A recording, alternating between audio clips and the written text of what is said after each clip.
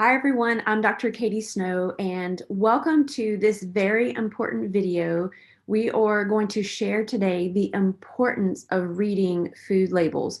Reading food labels is probably the single most important practice when trying to incorporate a healthier lifestyle, a healthier diet, or a special diet that we're doing like the Gut Reset program.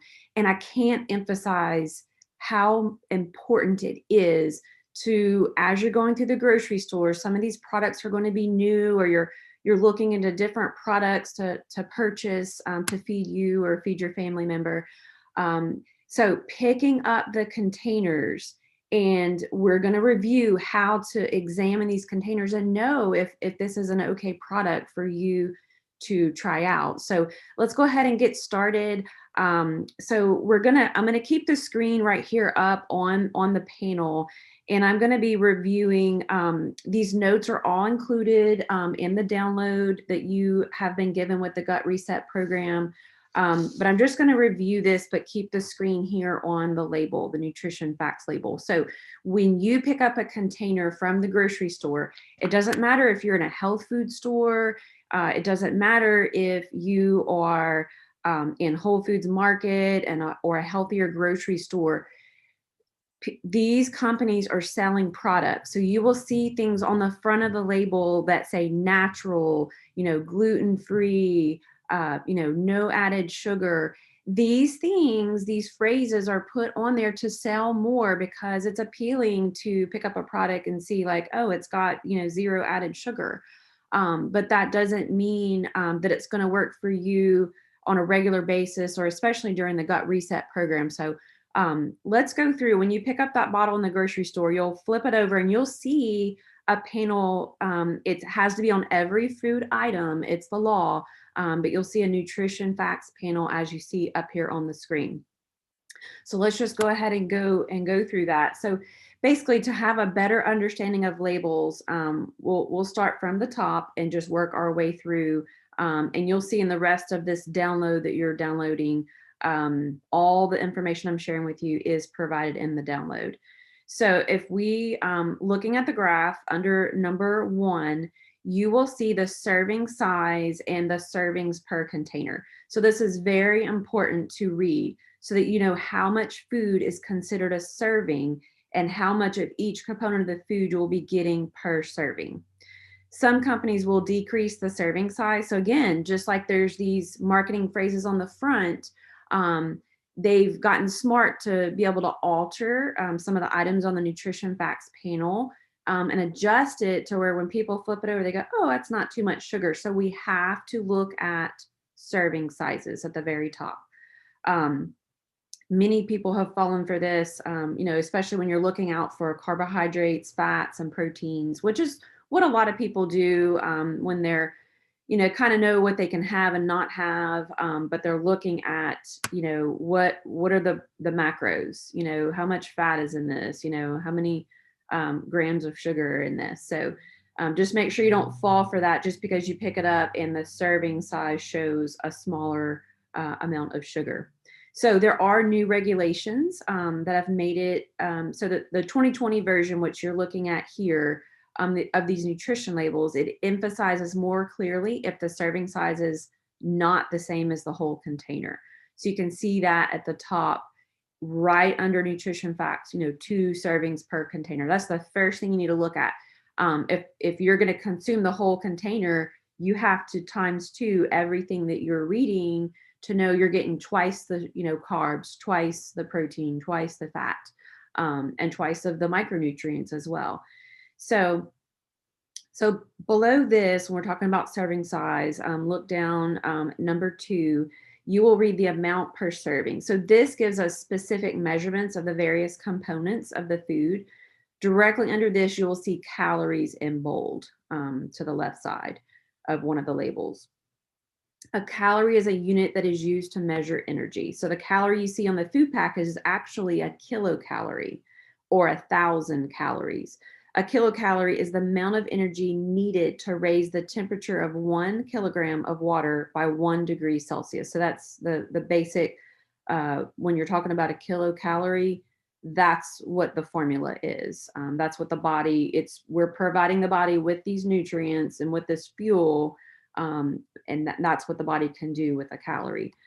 So on the right side of calories, the label will also tell us the number of calories from fat. So calories are a measure of how much energy there is in the food we eat. However, the human body is more complex than a simple furnace that we use to measure calories. Like, it's not as simple as calories in, calories out, although a lot of people use that principle. But the basic understanding is that calories we don't burn are stored as fat. So the calories from fat is a remnant of the past when the public health officials thought that fat was bad. And so that's how the calories from fat is specially marked on these nutrition facts panels. And then we'll look down a little further, looking at the part of the label that describes what we call macronutrients. So macronutrients, that's your fat, carbohydrate, protein. Those are your three macronutrients. And two important micronutrients, sodium and potassium. So this starts with total fat and then falls right under calories. Total fat is then broken down into saturated fat, not considered bad in moderation, and then polyunsaturated fat, monounsaturated fat, and then trans fat. If you see trans fat on that label, any more than 0 on the label, do not buy this. This means it has trans fats included, and that if you have a container of food in your pantry or in your refrigerator and it has trans fats listed with any number beyond 0, you want to toss that out. It's definitely not what you want to put inside your body. And again, some of this is unknowingly. You've purchased it in the past. It's in your pantry or refrigerator, and you just didn't understand, hey, that's not okay to put trans fats. Trans fats, just to sum it up really quick, are very harmful. It's an actual suffocating of the cells in your body. And it takes a long time for the body to break these down and get them out of the body. So we're talking like days, weeks, months, depending on the amount that you consume of trans fat. So get that out of your pantry and your refrigerator if you find that on one of your containers. And so next, we're still under number 3. We have cholesterol, sodium, and potassium that are measured in milligrams. Sodium and potassium are actually micronutrients that act as essential electrolytes in our body. So they help regulate blood pressure. Too much sodium can play a role in high blood pressure in certain individuals, and then potassium helps to regulate normal blood pressure. Below potassium, we have total carbohydrate, measured in grams, which is broken down into dietary fiber and sugars. The last thing we see is protein, which is also measured in grams. So before you leave this part of the label, you'll see to the right of these nutrients a section between calories and total fat, something that reads percentage of daily value, which means it's based on a 2,000 calorie diet. And this tells us how much this food is supplying us of our daily nutrient requirements. All right, y'all still with me? Good. So now we are below where it reads protein. I know this is a little bit blurry, and if you want to put a pause on this video and go grab a container or a couple containers out of your pantry, I think that's a great exercise for you to look at different labels while you're watching this video. And so right below where it reads protein, this gives us our percentage of vitamins in the food. So talking about micronutrients, which again is based on the RDA. A quick note on the RDA.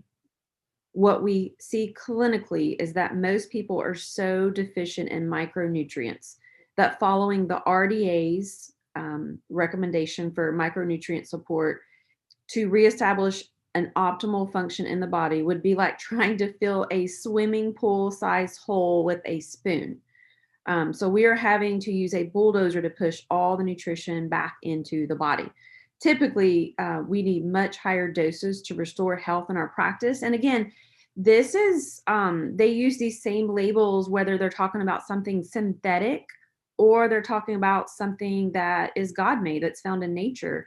And so a lot of things that are found in nature, of course, they don't have this nutrition facts panel. So a lot of these micronutrients are being, looked at from a synthetic standpoint. And so the body, talking about we need a bulldozer to push all the nutrition back in the body, a lot of this nutrition, the body can't even take in some of this synthetic nutrition out of a boxed item or a packaged item.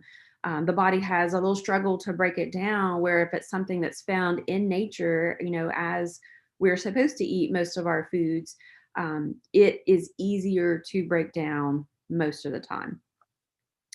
Okay, and now we're gonna scroll down a little further, and we see at the very bottom of these labels, see they're set up the same way. These are two different labels, of course, but you'll see at the very bottom of the label is the ingredients list.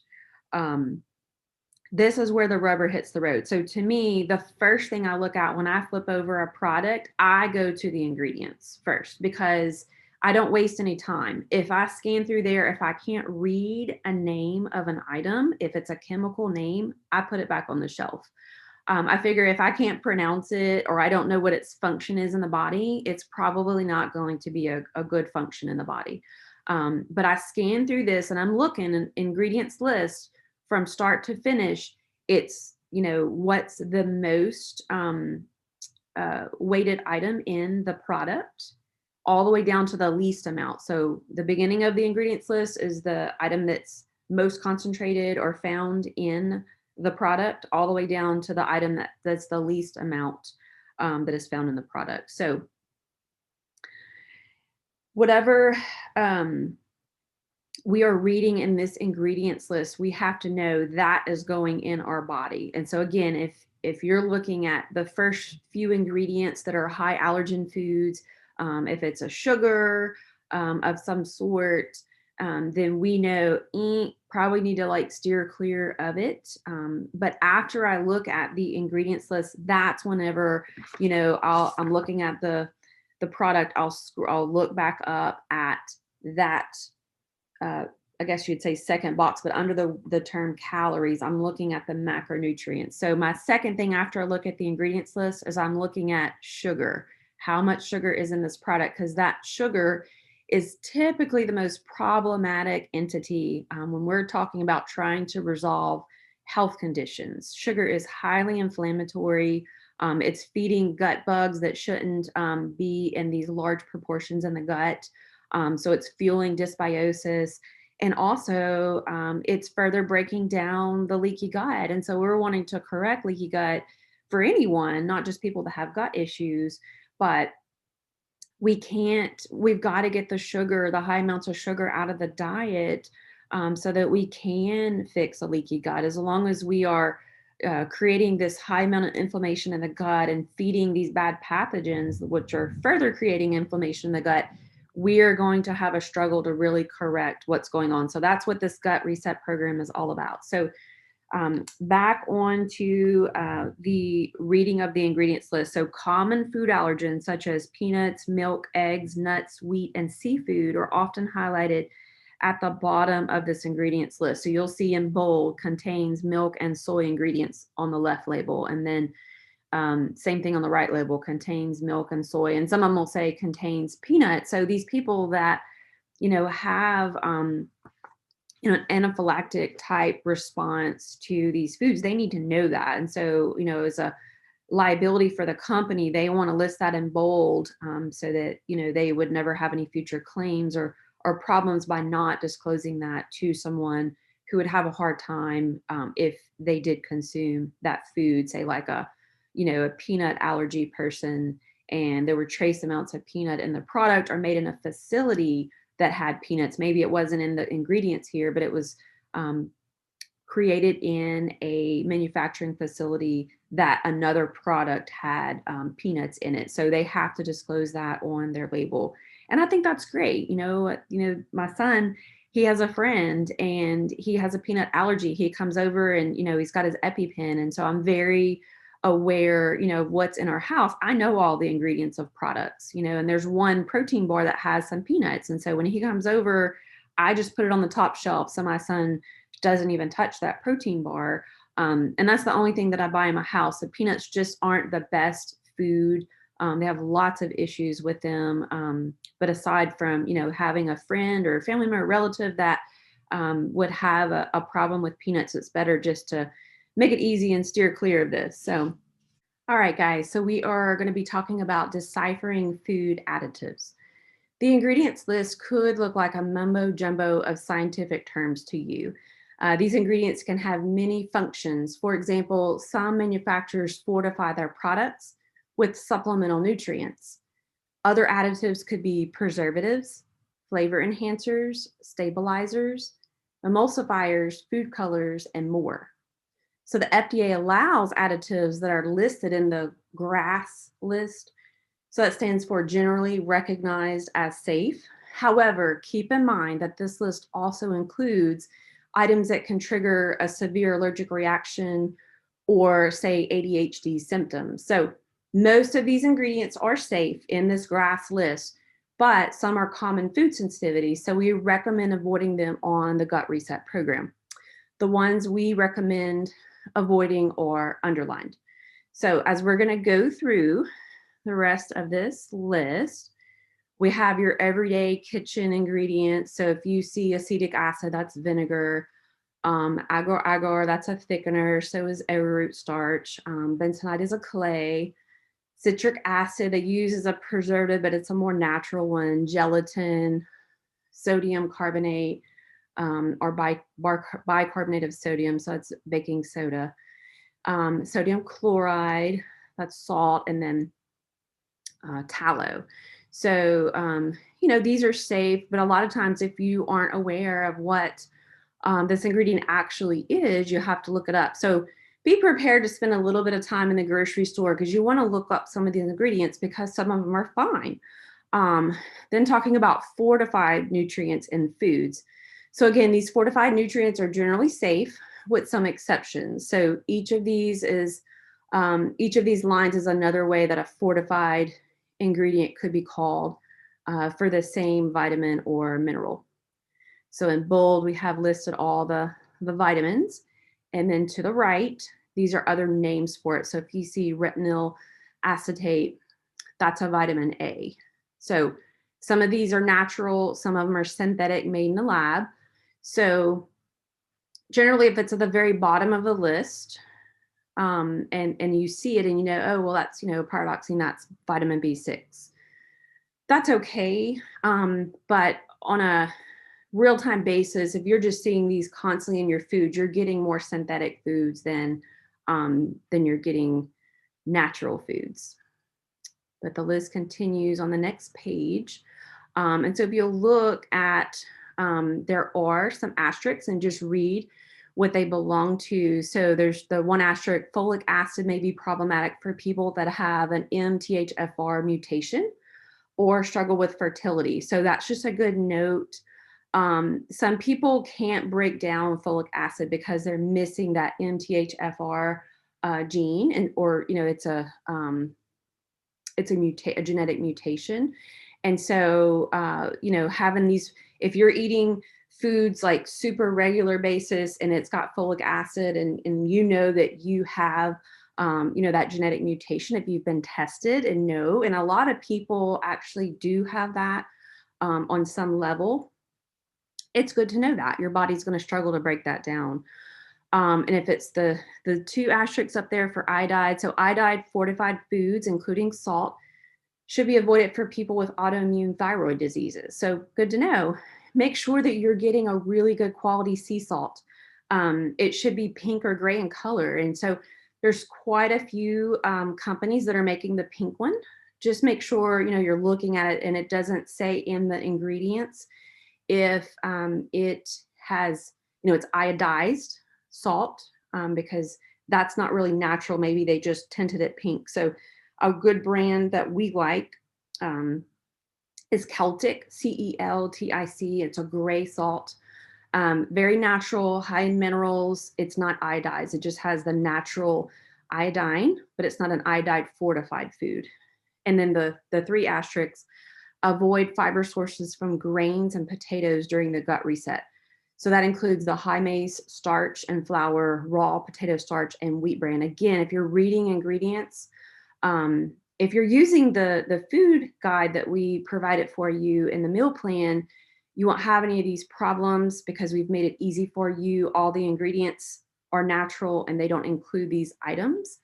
But if you are kind of setting a foot on your own and looking for some different recipes, just make sure that you're reading and we're avoiding some of these. And then names for sugar ingredients. Remember, sugar is not our friend, especially on the gut reset program.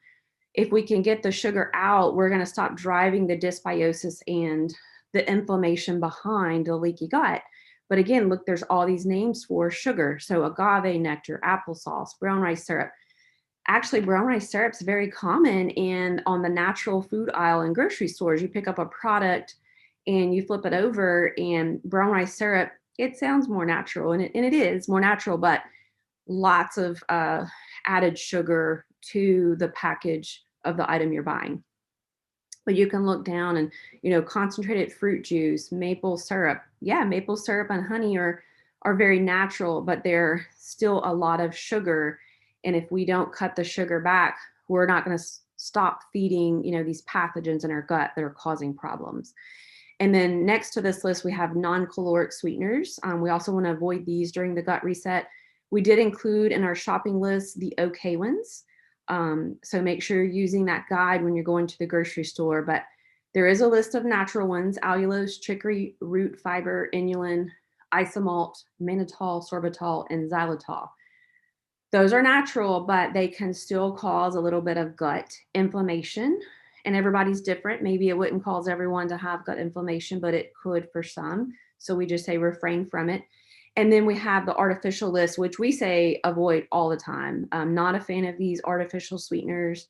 So that's the aspartame, saccharin, sucralose, and like names. So have that list available. And this is a good thing to download, print, and bring this to the grocery store. When you're starting, a new adventure and looking at what to avoid in the grocery store, it's good to have all your, documentation with you, or take a picture of it, or have it on your downloads on your phone.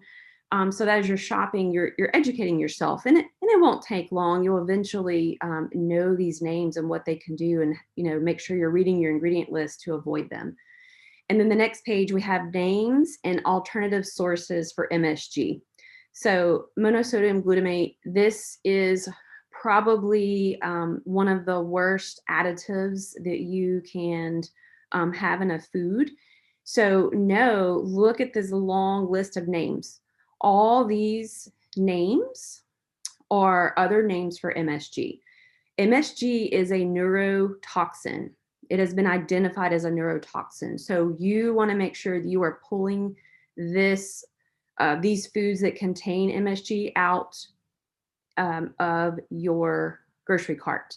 And another, just want to reinforce this: if you're going to eat at a restaurant, you can look up ingredients in their foods, and there's a lot of restaurants that use MSG in their foods. It's a flavor enhancer. It's poppy in the mouth, makes people want to come back and enjoy more.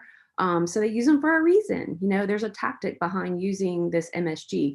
A lot of times I've seen, even in natural foods, that last term, yeast extract, that's probably the term that I see most of the time when I'm looking at natural food labels, and I'm like, oh, look, they made a new product, and I read it, and I'm like, dang, they put yeast extract in there, and that's MSG. So I put it back on the shelf. But just know, all these are alias names for MSG, and you want to make sure you avoid them during the gut reset. And I would say anytime. There is never going to be a benefit of you putting MSG in your body. And then we have a list of texture enhancers. So we have some of these are okay. So this isn't a list of no-goes, the texture enhancers. So the agar-agar is actually from seaweed. Algin, aloe, arrowroot. I've cooked with some of these, but if you see an asterisk, these have been linked to autoimmune diseases. So carrageenan, a lot of that is found in some of these box milks. It's a thickener and flavor enhancer, but make sure that you're not using products, especially the ones with the asterisks, but like propylene glycol. There's a couple on this list that are okay. But I believe for purposes of the gut reset diet, we're going to refrain from the ones in this list. But just remember, in the future, some of these could be the culprit in your gut issues.